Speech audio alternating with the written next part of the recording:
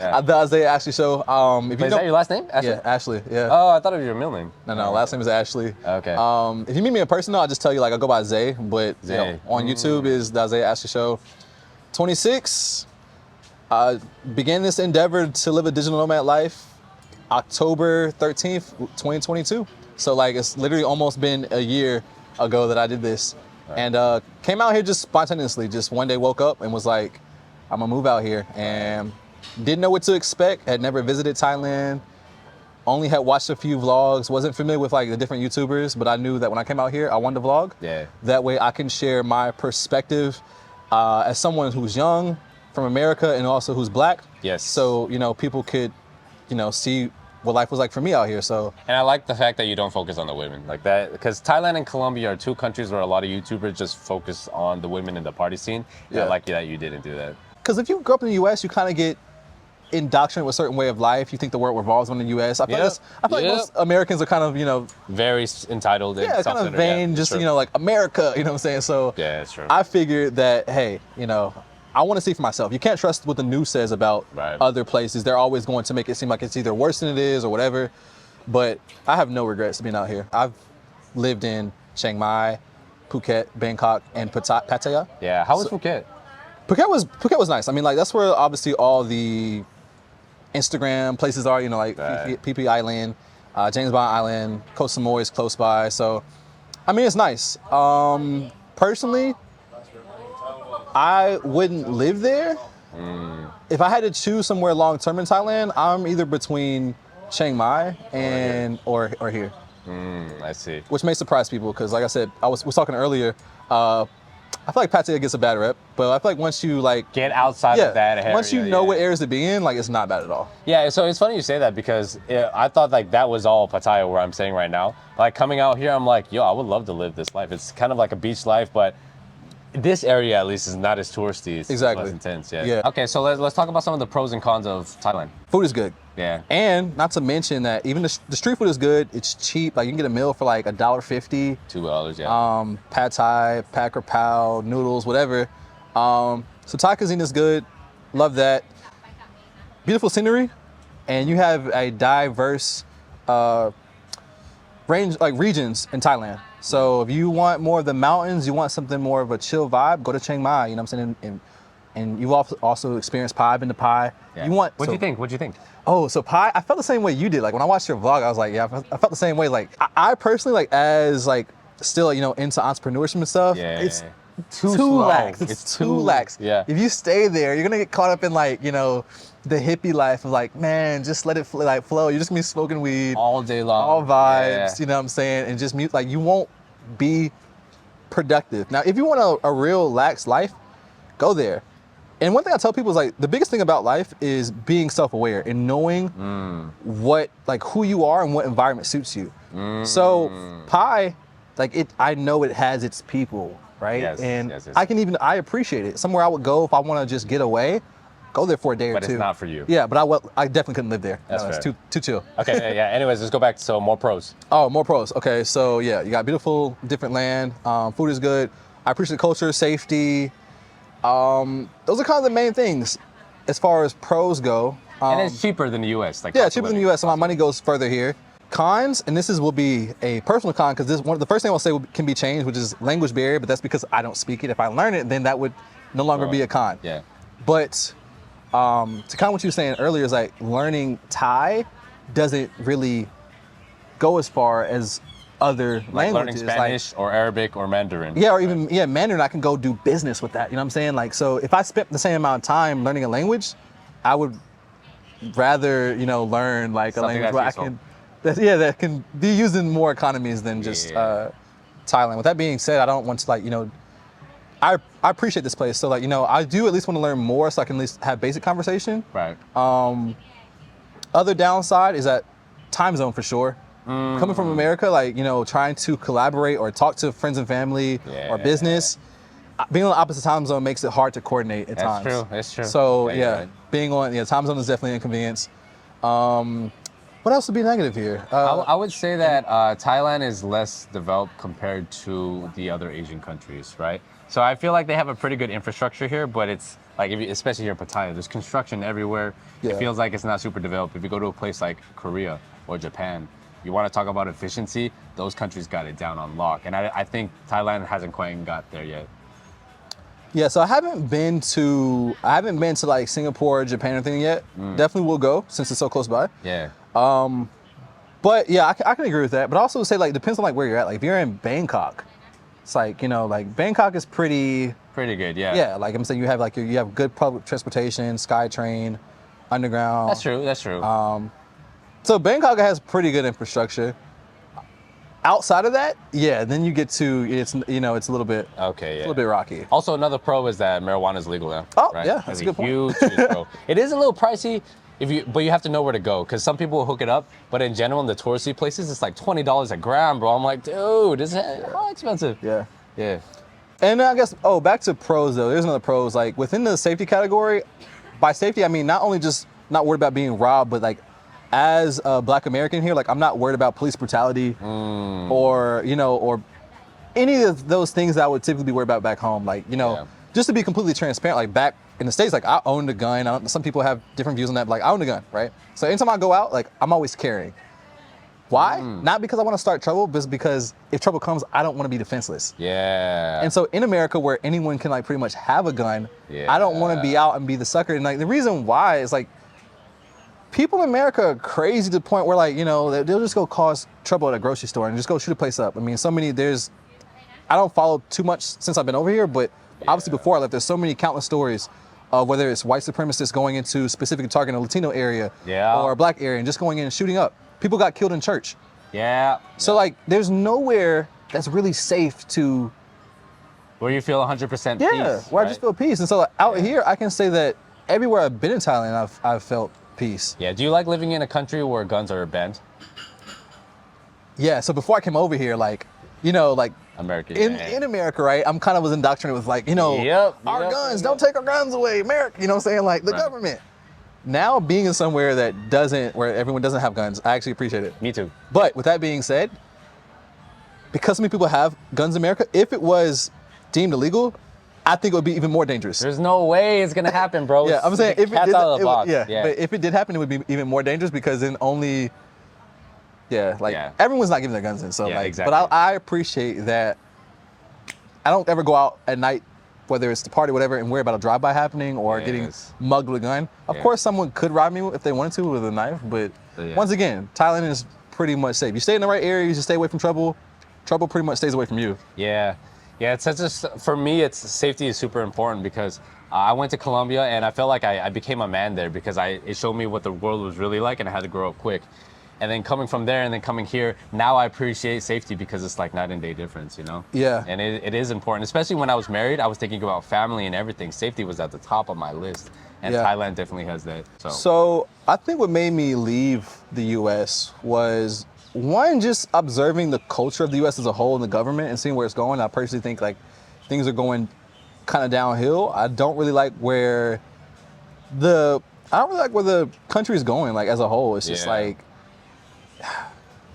everything's an issue. Everyone's divided on everything. Woke culture, I mean, it's more prevalent in some parts than others, but woke culture is getting ridiculous. Yeah, and then cost of living and safety, like, I mean... The healthcare there is trash, bro. Healthcare system is terrible. I mean, if you look at how many mass shootings we've had... Yeah, mental health crisis that we have too. Yeah, it's just like, for this to be a country that has so much money, such a strong infrastructure, for us to be dealing with the issues we deal with, I just think it's like it's not a good sign. I feel like, all the problems we're dealing with could, I don't want to say be easily solved, but if the effort was put there, it could be, things could be fixed fairly, quickly with some cooperation. But I think the government's so corrupt, and I don't know, man. And I think even outside of all the negative things, I just think, for me personally, I'm an open-minded person. Yeah. And just because I was born in one place doesn't mean I have to stay here the whole, I'm like, even though I'm American, essentially before, what Trump's being American is being human, right? We all share Earth, right? At the end of the day, no one really owns anywhere, I'm saying? We make claims to our land, but the world, I'm saying? Who owns the world? Yeah, Yeah, okay. So that being said, like I don't want to just, I don't want to die with a bucket list. I want to live. I want my life to be just Like you want to live an interesting life, right? Yeah, that's the way that I see it too. A lot of the complaints that you have about the U.S., I do have the same complaints. We have different experiences because you're from North Carolina, right? Yep. And I'm from Los Angeles. Los Angeles is literally the woke capital of the U.S. Yeah. And I got sick of that stuff. Like having to watch your tongue, you can't say anything because people are offended by everything. I like being like you. I'm an open-minded person. I want to be able to talk about topics like race and sex and gender without getting canceled for having an opinion that's not even wrong, just Right. different than what's accepted, right? Right. And I don't like being in that environment. And I think that how it is in LA at least, like there's a bunch of races, but we're always kind of walking around eggshells around each other instead of accepting our differences. Okay. You know what I'm saying? So it's like I don't want to offend you instead of trying to take the time to learn about your culture as a black person or vice versa as an Asian person. You know what I'm saying? Okay. And the thing that I get frustrated the most by is I'm so sick and tired of white people telling me to be offended by shit that is irrelevant. Yeah, You know what I'm yeah. saying? They're telling me how I'm supposed to feel, how I'm supposed to be offended. And I'm just like, I don't care. Like, stop trying to shove that shit down my throat, you know? I actually seen a video one time of like this dude was like wearing an outfit that could have been for most like white Americans would think is offensive. He's going around asking a bunch of people, think it's offensive. Like, yeah, it could be. Then they go actually ask like the actual Yeah, culture okay. of the people. So, for example, like there was a guy who wore a sombrero. I think that's what it was. And Something in like the that, yeah. US, people were like, oh, that's offensive. And they went to Mexico, it was like, get mad. Yeah, they man." were Like, embracing super him. happy. You know, Exactly. embracing him. But that's how it is in actually all of the world, I would say. Because you here in Thailand, you being black, you feel like they don't even treat you differently, right? They Yeah. embrace the fact that you're different. Yeah. One question I was gonna ask about LA. Do you feel like you get a lot of fake vibes from like people? 100%. A lot of fake is like Yeah, and it's actually the same in Medellín in Colombia because they say that Medellín is Latin America, Hollywood in Latin America. Oh, really? Okay. So I was there for a year and I don't like it at all because same thing. I felt like everything's fake, superficial. It's all about money. Yeah. And yeah, it's just not my vibe. It's hard to make genuine friendships in those type of environments because Yes. like everyone has like an agenda. Yes, it's Yeah. true. And a lot of people move to LA trying to social climb. Yeah. And a lot of people move to LA and they're, oh, I'm an artist, I'm a singer, I'm an actor. I'm just like, no, you're not.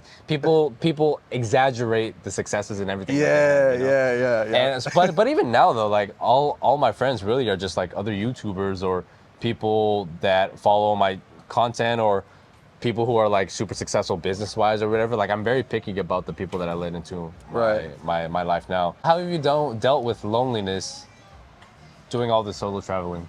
That's something that I feel like doesn't really get talked about because being an expat gets so glorified nowadays, right? Yeah. But then when you actually do it after a month, you're just like, fuck, it's kind Yeah, of lonely, yeah. man. Yeah. I would say I think YouTube. I think me vlogging. Amen, bro. Yeah, Yeah, I I think can me agree with that, vlogging yeah. my experience helps fill the loneliness because like we get on camera, we're like, hey, you know what I'm saying? We're talking to people, like even though they're not there, yeah. we're talking to an audience, and so like It is therapeutic in a lot of ways for sure. so I think that helps. Is that like I'm recording the experience. And on another note, I told myself that even if I didn't have an audience, I would still vlog because like vlogging is essentially journaling. Yes. It's video Yeah. journaling.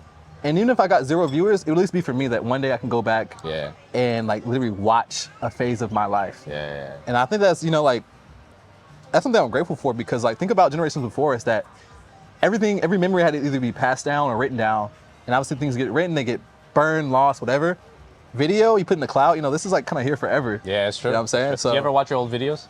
I do sometimes. Yeah. I don't think they're old enough for me to appreciate them yet though. I think that this is gonna be really cool 15 to, like when I have kids one day and they're like older and they can be like, oh, like your dad was like, like look at this vlog when I was a kid. I think that's gonna be super dope. I hear that, man. How do you feel about the growth of expats going to these different countries and like what is your opinion on affecting the local economy? Some people, will begin to have a distaste for, expats coming in, say, raising the cost of living or whatnot. Like, how do you feel about that, like in Colombia? My perspective is very different, yeah, because Colombia, the thing that I like about Thailand is that they are very familiar with their tour. They have a tourist industry, but they don't let it affect their home culture. Like Thai culture is still very strong. The thing that's happening in Colombia is that the U.S. is bringing their culture into Colombia and it's starting to mix. And I don't like that, Okay, yeah. That defeats the purpose of like it being a different place. If it becomes, just an extension of. That's exactly right. Yeah, it's like you might as well just stay in the U.S. if it becomes the same. Right? Exactly. So the thing that I don't like a lot about expats in general is that a lot of them come to a new country and don't try to adapt to that new country. They try to bring their home culture. And when I was in Colombia, I lived a much different experience than most people because I took the time to really learn the language. But that actually ended up being a double-edged sword because I learned the language and the culture and made me want to leave Colombia, right? But a lot of people, when they come to these countries, expats, and they talk about it in these beautiful ways, it's like, but you don't really know what the country is like. You only are exposed to the tourist scene of that country. So how do I feel about them changing the economy and everything? I think it's inevitable. It's going to happen. People from the West, Europeans and Americans, once we find out about something that's a good thing, we go, we set up businesses, and we gentrify the shit out of it, and it doesn't become what it was anymore. Bali is a good example. For sure. Medellín is a good example. And in some parts of Thailand, it's also a good example of that, right? Yeah. I do think Thailand handles it really well, though, because I feel like they accept a lot of tourists, but they don't lose sight of who they really are as Thai people. Yeah, no, 100%. I don't think there could ever be enough people that come over here that would erase the Thai culture. Yes. Yeah, it's very strong, and I appreciate that because I like overall their values here. Like the average person is very friendly. Obviously, you have your areas where people are doing shicey things and trying to get over you or scam you, whatever. But that is not a representation of the country as a whole. It's just certain parts and certain people, right? But I think the underlying culture here and people is a beautiful thing. Yes. So what is the future for like you and your channel? Do you want to go to other places, or is Thailand going to be your base? So 100% want to go to other places. This has only been almost 1 year here in Thailand. And so when I first even began my journey, Thailand was like the first place I wanted to come to. Okay. Since coming here, I've fallen in love with Thailand. But I know that there's more world to see. Yeah. So I like talking to people who've stayed, expats who've lived in other countries, so I can get perspective and then go visit or see what I want to check out. But I can see myself exploring, even living in Dubai or different countries in Africa, other countries here in Asia. Like it's a big world. So I'm excited to keep exploring, man.